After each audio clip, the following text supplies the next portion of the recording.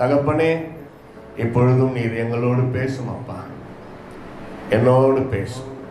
உன் வார்த்தைகளை கேட்டு நாங்கள் பிரயோஜனப்பட உதவி செய்யும்படி ஜெபிக்கிறோம். உடைய வார்த்தைகள் தேனிலும் மதுரமானவைகள். எங்களோடு பேசும். ஒருவர் கூட சும்மா போகாது. ஒரு விசேஷித்த ஆசீர்வாதத்தோடு ஆண்டவருடைய வார்த்தையோடு கடந்து செல்வார்களாக. ஆசீர்வதியும். கிருபை பாதுகாப்பு இத்தனை நாட்கள், இத்தனை மாதங்கள், இந்த கொரோனா வைரஸ் வந்த பிறகு எங்களை அற்புதமாய் காப்பாற்றி ஆசீர்வதித்து சுகமாய் உயிரோடு இந்த ஸ்தலத்திலே கொண்டு வந்தீரே அப்பா, தோன்றுறோம் தோன்றுறோம் தோன்றுறோம் தோன்றுறோம் தோன்றுறோம். ஆசீர்வதியும் வார்த்தைகளால் எங்களை நிரப்பும். இயேசுவின் நாமத்தில் ஜெபிக்கிறோம் எங்கள் அருமை பிதாவே. எல்லாரும் ஆமென். Hebrews chapter 10 verses 31. எபிரேயர் 10:31.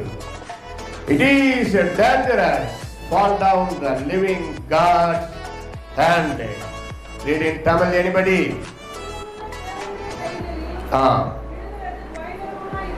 Paul. ஜீவனுள்ள தேவனுடைய கைகளில் விழுகிறது பயங்கரமாயிருக்கும். நான் இயேசுவை ஏன் ஏற்றுக்கொண்டேன்? அவர் அன்புள்ளவர், ரட்சிக்கிறார், கிருபை உள்ளவர், என்னை நேசிக்கிறார், பாவிகளின் சிநேகிதன், எனக்காக சிலுவையில் அறையப்பட்டார், பாடுகளை ஏற்றுக்கொண்டார், 3ஆம் நாள் உயிரோடு எழுந்தார். அதே நேரத்தில் நான் இயேசுவை ஏன் ஏற்றுக்கொண்டேன்? அவர் ஏற்றுக்கொள்ளாவிட்டால் நியாய தீர்ப்பும் ஒன்று இருக்கிறது. The judgment day is coming quick. இன்றைய ரட்சகர் இயேசு கிறிஸ்து நாளைக்கு நியாயாதிபதி. Today Savior Jesus, tomorrow coming as a judge. கேள்விப்பட்டிருக்கிறீர்களா? இன்றைய ரட்சகர் இயேசு கிறிஸ்து நாளைக்கு நியாயாதிபதி. We are watching only one side of our Jesus Christ. We forget to watch another side. ஒரு பக்கத்தை மட்டுமே நாம் பார்க்கிறோம். ஒரு நாணயத்திற்கு 2 பக்கங்கள் இருக்கிறது போல ஆண்டவருக்கு 2 சுபாவங்கள் உண்டு. அன்பே உருவாகியவர். Our God is a loving God, but He is also consuming fire. அவர் பட்சிக்கின்ற அக்கினியாய் இருக்கிறார். வசனத்தை see the word of God. I am preaching according to the word of God. Bible படிக்கிறப்போ வாக்குத்தத்தத்தை பச்சைங்களை அண்டர்லைன் பண்ணுங்க, எச்சரிப்பை நியாய தீர்ப்பை ரெட்டிங்களை அண்டர்லைன் பண்ணுங்க. ஒரு சிறுபிள்ளைத்தனமாக அதை செய்யுங்க. பைபிள் அழுக்கே ஆக்கக்கூடாதுன்னு பத்திரமா ஒரு வருஷத்துக்கு ஒரு பைபிள் அழுக்க ஆக்கு, அண்டர்லைன் பண்ணு. கிதியோன் சங்கம் இலவசமாக கொடுக்குது, ரைட்டு. ஆனால் நிறையா வேதாகம சங்கம் நம்ம கொடுக்குற நம்ம வாங்குகிற அந்த பைபிள் தான் அவங்களுக்கு பிழைப்பு. தாத்தா வாங்கி வச்ச பைபிளே இன்னும் படிச்சுன்னு இருப்பாங்க நிறைய பேர். அதில் ஆதியாகமும் இருக்காது, வெளிப்படுத்தலும் இருக்காது, பேப்பர்லாம் பிஞ்சு போயிருக்கு. புதுசாக ஒரு பைபிளை வாங்கி படித்து பாருங்கள். ஆசையாக நல்லா ஒரு ஹியூமன் பீயிங், வாஞ்சை, ஆர்வம். இந்த ஊழியக்காரங்க எல்லாரும் ஏன் யூடியூப்பில், வாட்ஸ்அப்பில், ஃபேஸ்புக்கில் இந்த கொரோனா வைரஸ் நாட்களில் பிரசங்கம் பண்ணி வெளியிட்ட ஆரம்பித்தாங்கன்னா அதான் ஆர்வம். இன்றைய நாகரிக உபகரணம் இது, கம்ப்யூட்டர், செல்ஃபோன், இதெல்லாம் அது ஆண்டவருக்காக பயன்படுத்து. ஆமென், அல்லேலூயா. ஆமாம், அதான் வானங்கள் தேவனுடைய கிரியைகளை அறிவிக்கிறது. வசனத்தை கவனித்தீர்களா?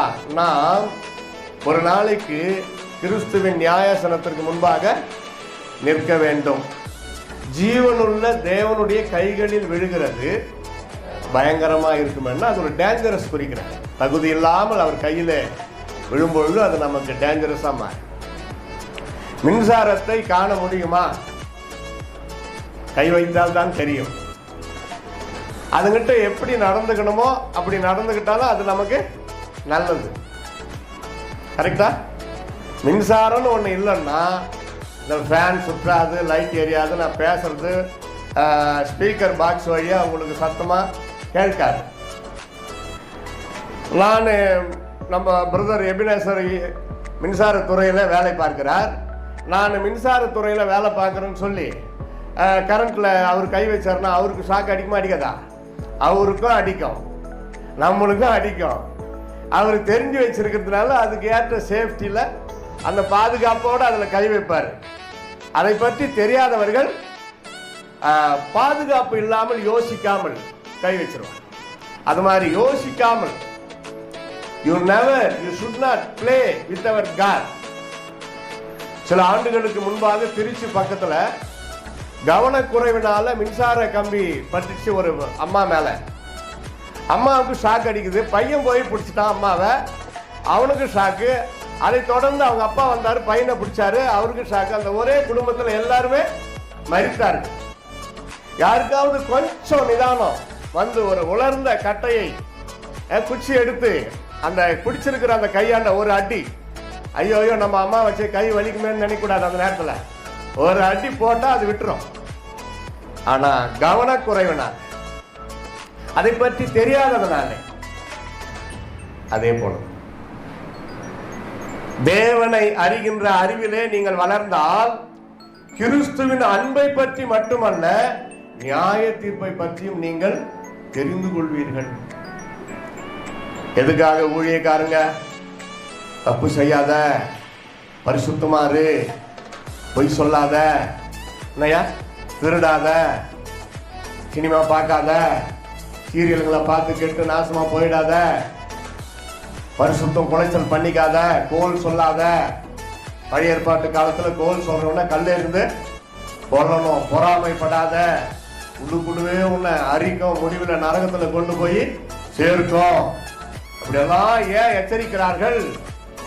நியாய தீர்ப்பில் நாம் மாட்டிக்கொள்ளாதபடி உலகத்திலேயே எச்சரிக்கிறார்கள். நீங்க வேணா படிச்சு பாருங்க, நீதிமொழிகள் 28:14 வாசிக்கிறவங்க சத்தமா குயிக்கா படிங்க. உங்க சத்தம் இங்க ரெக்கார்ட் ஆகிற அளவுக்கு சத்தமா படிங்க. நீதிமொழிகள் 28:14 எப்பொழுதும் பயந்திருக்கிறவன் பாக்கியவான். போதும். தன் இருதயத்தை கடினப்படுத்துகின்றவனோ தீங்கில் விழுவான். எப்பொழுதும் கர்த்தருக்கு பயந்திருக்கிறவன் பாக்கியவான். அது கோழைத்தனம் அல்ல, அதுதான் வீரம். ஐயோ எனக்கு இந்த லஞ்சம் வேண்டாம் அப்படின்னு ஒருத்தன் சொல்றான்னா அவன் கோழை அல்ல, அவன் வீராதி வீரன். அல்லேலூயா. ஒருத்தன் அடி வாங்கிக்கிட்டு அமைதியா வரான்னா அவன் கோழை அல்ல, அவன் தான் வீரன். ஏன்? என் உள்ளத்துல இருக்கிறவர் அடி வாங்கின இயேசு, அடி கொடுத்தவர் அல்ல. அல்லேலூயா. பொறுமை கடலிலும் பெரியது. என் அன்பு சகோதரா சகோதரி, நியாய தீர்ப்புக்கு தப்பித்துக் கொள்ள ஒரே ஒரு வழி, கர்த்தருடைய வார்த்தையை கடைபிடித்து கர்த்தருக்கு பயந்து அவர் வழிகளில் நடக்கின்றவன் எவனோ அவன் பாக்கியவான். தன் இருதயத்தை கடினப்படுத்துகின்றவன் தீங்கிலே விழுவான். சிலேடையாக சொல்லப்பட்டிருக்கிறது, அவன் தீங்கு நிறைந்த அந்த நரகத்துல போய் விழுவான். பரிசுத்தவான்களுக்கு தான் எச்சரிப்பு தேவை. என் மகனே, கர்த்தர் உன்னை சிட்சிக்கும் பொழுது நீ சோர்ந்து போகாதே. ஆண்டவர் யாரை அதிகமாய் நேசிக்கிறாரோ அவர்களை சிட்சிக்கிறார். அப்படி சிட்சித்தும் அந்த ஒரு குறிப்பிட்ட பாவத்தை, அந்த ஒரு குறிப்பிட்ட ஜென்ம சுபாவத்தை, அந்த ஒரு குறிப்பிட்ட தவறான காரியத்தை விட்டுட்டு தன் பாவங்களை மறைக்கிறவன் வாழ்வடைய மாட்டான். அவைகளை அறிக்கை செய்து விட்டு விடுகிறவனோ இரக்கம் பெறுவான். அறிக்கை செய்கிறது மட்டுமல்ல, விட்டு விட வேண்டும். நான் அடிக்கடி சொல்லுவேன், இங்க மட்டும் எங்க போனாலும் பிரசங்கத்துல, உலகத்திலே பயங்கரமான பாவம் எது? யார் சொல்றது? உலகத்திலே பயங்கரமான பாவம். அப்ப என் பிரசங்கத்தை சரியா கேட்கல. உலகத்திலேயே பயங்கரமான ஒரு பாவம் ப்ரௌட், பெருமை. சொல்லுங்க எல்லாரும். ஏன் தெரியுமா? பரலோகத்தில் இருக்கிற தேவதூதன் உள்ளத்திலேயே அது தோன்றி விட்டதுனால அது பயங்கரமான பாவம். பரலோகம் பெருமை இல்லாத இடம், பாவம் இல்லாத இடம். அங்க இருக்கிற இத்தனைக்கும் ஃபர்ஸ்ட் பிரெஃபரன்ஸ், நல்ல உயர்ந்த பதவி கொடுக்கப்பட்ட தேவ தூதன் லூசிபர், ஆராதனையின் அரசன், அவனுக்கு எப்படி வந்தது? இன்று வரைக்கும் அது கேள்வியாகவே இருக்கிறது. எல்லாரை விட அவனுக்கு தான் அதிக பிரகாசத்தையும் ஒளியையும் மதிப்பு மரியாதையையும் தேவனாகிய கர்த்தர் பரலோக ராஜ்யத்தில் கொடுத்து வைத்தார். அது எவ்வளவு மேல். அதோட அவன் ரொம்ப சந்தோஷமா இருந்திருக்கணும். அவரை விட நான் முன்னேறுவேன், அவரை விட நான் உயரமா இருப்பேன், அவரை போலாவேன். ஏன் ஆண்டவரை தான் துதிக்கணுமா? தேவதூதர்கள் எல்லாரும் என்ன துதிக்கிட்டோம் அப்படின்னு சொல்லி நினைச்சான் பாருங்க. ஒரே தட்டு தட்டினாரு, கீழே விழுந்தான். அவன் தான் இப்போ வாழாட்டிக்கிட்டு இருக்கிறான். ஏன்னா ஒரு சில பாவங்கள் வெளியரங்கமானது, ஒரு சில பாவங்கள் வெளியரங்கமானது, ஒரு சில பாவங்கள் அந்தரங்கமானது.